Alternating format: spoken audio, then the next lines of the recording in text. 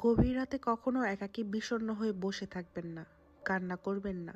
মনে রাখবেন, আমাদের আশেপাশে অনেকে অনেক সময় থাকে, তাদের ভিতরে আমাদের মতো অনুভূতি কাজ করে। আমি মাইশাস টাইনি ওয়ার্ল্ড, ভূতজিনের রাজ্যে আপনাকে স্বাগতম। আজকের গল্পটা একটু ভিন্ন রকম, তাহলে গল্পটা শুরু করা যাক।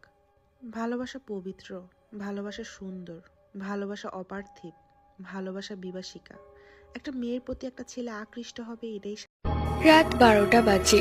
আমি আমার স্বামীকে মজার ছলে বললাম, এই শুনছো, আমার না খুব আইসক্রিম খেতে ইচ্ছে করছে।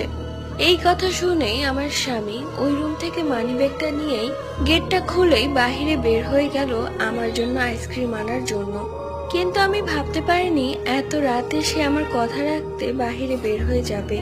গুনে গুনে 2 মিনিট পর হঠাৎই দরজায় নক পড়লো। আমরা থাকি 5 তলায়, তো 5 তলা। আসসালামু আলাইকুম এভরিওয়ান। তো ভিডিও শুরু করার আগেই বলে রাখি, কেউ ভয় পাবেন না। তো গল্প শুরু করা যাক। কালকে রাত প্রায় 12টার সময় আমার ঘুম আসছিল না, তো আমি একা একা হাঁটতে বের হয়েছিলাম। তো তখন রাস্তায় একটা মেয়েকে দেখতে পেলাম।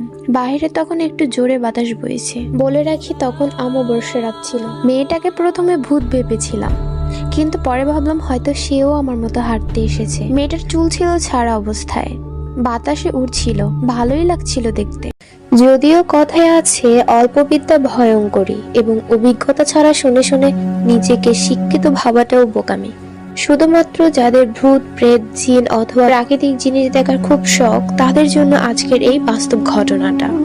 অনেক সময় আগে কোনো এক গ্রামের এক যুবকের জিন সরাসরি দেখার খুবই আগ্রহ ছিল।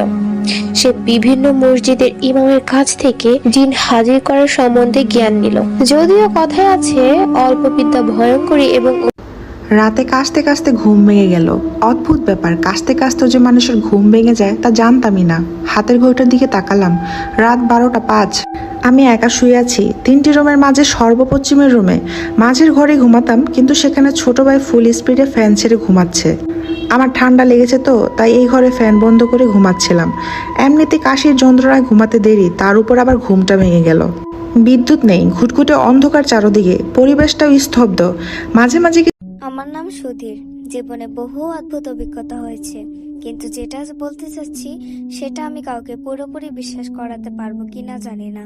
অনেকেই হয়তো এটাকে কল্পনা ভেবে উড়িয়ে দেবে, কিন্তু যেটা ঘটেছিল তা আমার জীবনের এক ভয়ঙ্কর সত্য।